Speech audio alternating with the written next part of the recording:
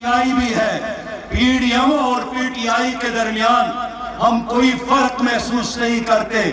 یہ لوگ کہتے ہیں کہ ہم یہ کریں گے اور وہ کریں گے، تو آج سندھ میں پیپل پارٹی کی حکومت ہے، کر کے دکھائیں۔ کیا وہاں تانا نظام ٹھیک ہے؟ کیا وہاں تعلیمی نظام ٹھیک ہے؟ کیا وہاں صحت کا نظام ٹھیک ہے؟ دو ظلم پشاور، لاہور اور کوئٹہ میں ہے، اسی طرح ظلم سندھ میں اور اندرونی سندھ میں ہے۔ اس لیے پی ڈی ایم اور پی ٹی آئی کی تعلیمی پالیسی، معاشی پالیسی، زرعی پالیسی، خارجہ پالیسی، کشمیر پالیسی، کسی پالیسی اس کے درمیان ان میں اختلاف نہیں ہے۔ ایک ہی چیز پر اختلاف ہے کہ مجھے اقتدار چاہیے، آپ جو اقتدار میں آئے ہیں، جبکہ جماعت اسلامی کہتی ہے کہ ان الحکم الا للہ، حکم اللہ کا چلے گا۔ کس کا حکم چلے گا؟ کس کا حکم چلے گا؟ اللہ کا حکم چلے گا۔ ان الحکم الا للہ، اللہ کا حکم چلے گا۔ پاکستان کی حکومت، پاکستان میں عوام کی حکومت ہوگی، جماعت اسلامی کی حکومت ہوگی، تو ہم پیٹرول کی قیمتوں میں، ڈیزل کی قیمتوں میں، آٹے کی قیمتوں میں، دال کی قیمتوں میں، دوائی کی قیمتوں میں 50% کمی کریں گے۔ اور میں آپ کے ساتھ وعدہ کرتا ہوں کہ آپ کے پاکستان میں، اسلامی پاکستان میں، عدالتوں میں انگریز کا نہیں، قرآن کا نظام ہوگا۔ کس کا نظام ہوگا؟ آپ کس کا نظام چاہتے ہیں؟ قرآن کا نظام۔ وَمَن لَّمْ يَحْكُمْ بِمَا أَنزَلَ اللَّهُ فَأُولَٰئِكَ هُمُ الْكَافِرُونَ۔ جماعت اسلامی کی حکومت میں فیصلے قرآن کے نظام کے مطابق ہوں گے۔ ہماری حکومت میں تعلیم مفت ہوگی انشاءاللہ۔ ہر غریب کے بیٹے کے ہاتھ میں قلم اور کتاب تمائیں گے، اور تعلیم کے لیے آپ کو اپنے بیوی اور ماں کے زیورات بیچنا نہیں پڑے گا۔ میرے اور آپ کے پاکستان میں ہر غریب کے لیے علاج کا نظام مفت ہوگا۔ اسلامی پاکستان میں ہر مظلوم کی وکالت وہ حکومت کرے گی، ریاست کرے گی۔ میرے اور آپ کے پاکستان میں، اسلامی پاکستان میں ریاست کی مثال وہ ماں کی طرح ہے، اور ماں سب سے زیادہ پیار وہ کمزور بچے سے کرتی ہے۔ میرے پیارے بھائیوں، اس لیے اس حکومت نے لوگوں کو مایوس کیا، اور پیپل پارٹی اور مسلم لیگ نے پہلے سے لوگوں کو مایوس کیا ہے۔ یہ سب امریکی ایجنٹ ہے۔ یہ کس کے ایجنٹ ہے؟ یہ کس کے ایجنٹ ہے؟ یہ ورلڈ بینک کے ایجنٹ ہے، یہ امریکی ایجنٹ ہے۔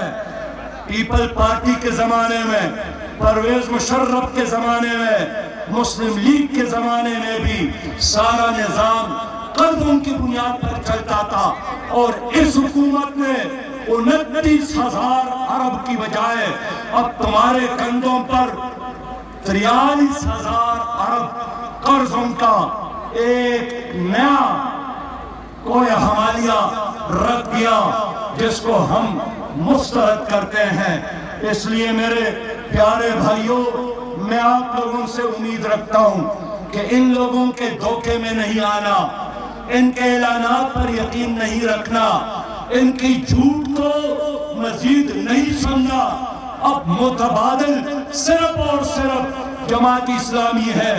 مجھے ایک آدمی نے کہا کہ ایک طرف بھی بڑے بڑے ہاتھی ہے، دوسری طرف بھی بڑے بڑے ہاتھی ہے، آپ کیا کریں گے؟ میں نے کہا ہاتھی بہت بڑا ہے، لیکن ان ہاتھیوں کی ناک میں نکیل ڈالوں گا انشاءاللہ تعالی، اور ان کو ایسے باندھوں گا کہ میری قوم کے ساتھ پھر ظلم نہیں کرے گا۔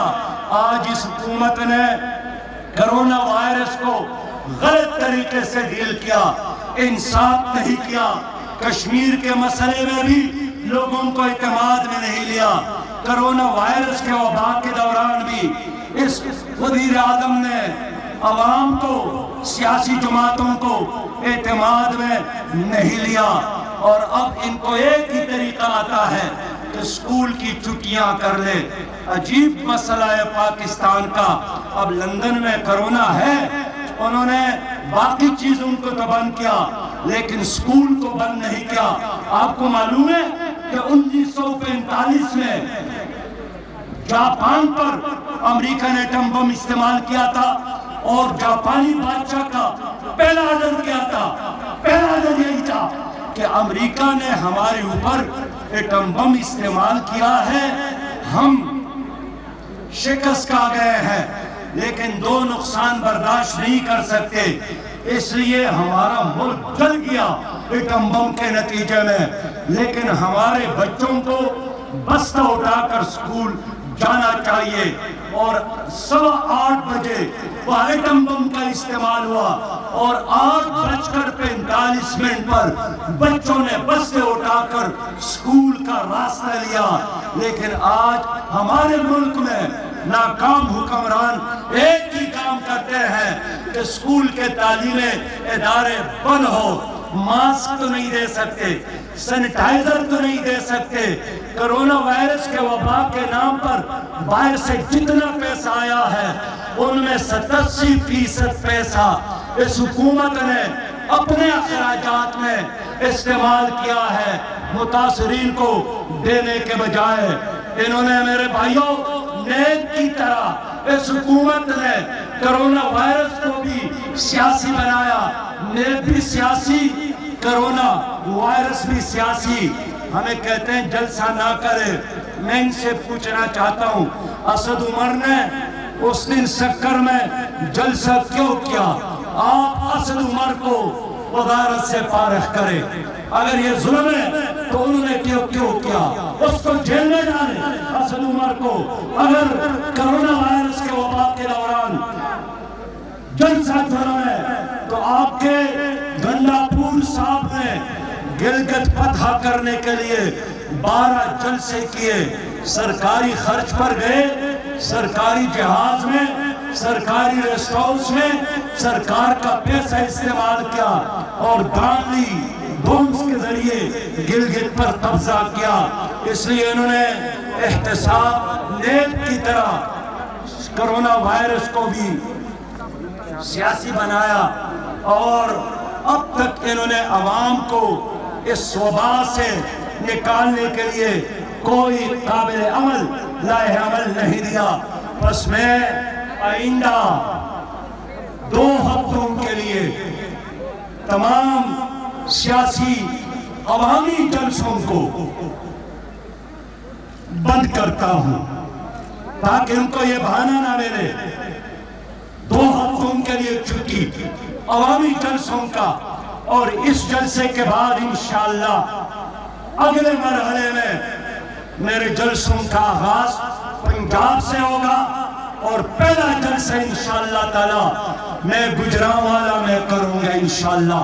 لیکن 2 ہفتوں کے لیے عوامی جلسے میرے نہیں ہوں گے، تاکہ حکومت کو یہ کہنے کا موقع نہ ملے کہ آسمان کے تارے ہم لا سکتے تھے لیکن اس کی وجہ سے ہم نہ کر سکے۔ میں حکومت سے بھی کہنا چاہتا ہوں کہ ملتان میں پی ڈی ایم کا جلسہ ہے، یہ جلسہ ان کا حق ہے، یہ جمہوری حق ہے، ڈکٹیٹر نہ بننا۔ آپ نے شکست کو تسلیم کیا۔ عمران خان صاحب اپنی تقریروں کو ذرا سنیں، آپ نے نہیں کہا تھا کہ جب لوگ میرے خلاف اٹھیں گے تو میں کنٹینر دوں گا۔ آپ نے نہیں کہا تھا کہ جب اسلام آباد کی طرف لوگ چل پڑیں گے تو میں ان کو دودھ اور ان کو شربت اور ان کے لیے چائے کا اور ان کے لیے کنٹینر کا بندوبست کروں گا۔ آج تو ہم نے ابھی اسلام آباد کا فیصلہ نہیں کیا ہے، لیکن آپ کے رویوں کو دیکھ کر انشاءاللہ تعالی یہ دن بھی ضرور آئے گا۔ بس دیر کے لوگوں، آپ غازی ہیں، آپ مجاہد ہیں، آپ کے اس ضلع کے لوگوں نے ہزاروں کے تعداد میں کشمیر جا کر، اس وقت وہاں بھی ایک گاؤں ہے جس کا نام ہے دیر کوٹ، یہ علاقہ آپ لوگوں نے آزاد کیا تھا، وہاں آپ کی بزرگوں کے لاشیں ہیں، وہاں آپ کی بزرگوں کے شہداء موجود ہیں، یہ غازیوں کا علاقہ ہے، یہ مجاہدین کا علاقہ ہے۔ اس لیے مجھے افسوس ہے اس علاقے کے ساتھ ہمارے ان اداروں نے انصاف نہیں کیا، اور پی ٹی آئی نے بڑے طریقے کے ساتھ اپنی ناکامی کو چھپانے کے لیے اسٹیبلشمنٹ کا سہارا لیا۔ وزیر اعظم کہتے ہیں ہم اور فوج ایک پیج میں ہے، آپ کی اس ایک پیج نے عوام کو معاشی نقصان پہنچایا، آپ کی اس ایک پیج نے امن و امان کو تباہ کیا۔ اس لیے فوج، پاکستان کی فوج یہ پارٹی کا نہیں ہے، یہ سب کا ہے۔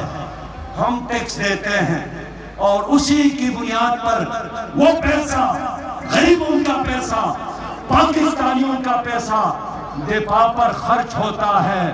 میں اس لیے پاک فوج سے کہنا چاہتا ہوں کہ اپنا وزن کسی سیاسی جماعت کے پلڑے میں ڈال کر آپ لوگوں نے اپنے کو متنازع بنایا۔ میں نے وہ دن دیکھا کہ جب ان کی گاڑی چارسدہ سے گزر رہی تھی اور عام لوگوں نے ان کو ویلکم کرنے کی بجائے، راستہ دینے کی بجائے سڑک میں کرسیاں رکھ کر ان کا راستہ بند کیا۔ آپ لوگوں کو سوچنا چاہیے کہ اس طرح کے رویوں نے آپ کی عزت میں اضافہ کیا یا آپ لوگوں نے پی ٹی آئی کا ساتھ دے کر اپنے آپ کو نقصان پہنچایا۔ اس لیے اس وقت جو لوگ لیڈ کر رہے ہیں آپ خود ہی فیصلہ کریں کہ تاریخ میں کس صفحے میں آپ اپنا نام لکھوانا چاہتے ہیں۔ آپ کے آئی بی نے اعتراف کیا کہ 77 میں ہماری مداخلت تھی، 71 میں ہماری مداخلت تھی، 87 میں ہماری مداخلت تھی، 2014 میں ہماری مداخلت تھی۔ تو کیا آپ لوگ حلف نہیں اٹھاتے کہ میں اللہ کو حاضر اور ناظر جان کر اللہ کے ساتھ وعدہ کرتا ہوں کہ ہم سیاست نہیں کریں گے۔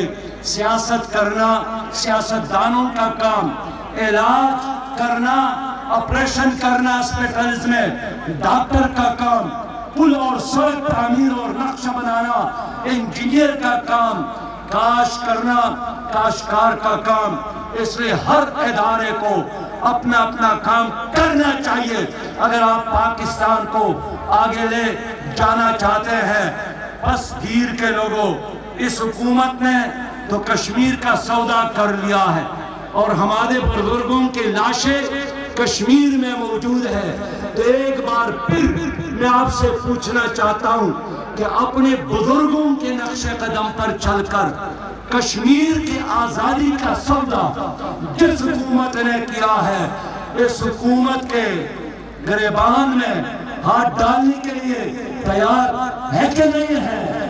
اگر ہم آپ سے اپیل کریں کہ درو جانو راضی چی پہ ورزو نو درو جانو کلوتا بتیار ہے او کنوے تیار او دے اسلام آباد تا ورخوزے دوتا او دے اسلام آباد دا پا یخنی کے گرم اسلام آباد او دا پا گرمی کے یخ اسلام آباد دا دیر اپلار نرے پر ایک استاذ محب دے دیکھ لے استاذ پرینو بادشاہ اسلام آباد دے دیر پارا لگتے آرے ہوتے دیر پارا سپنا منظم کئی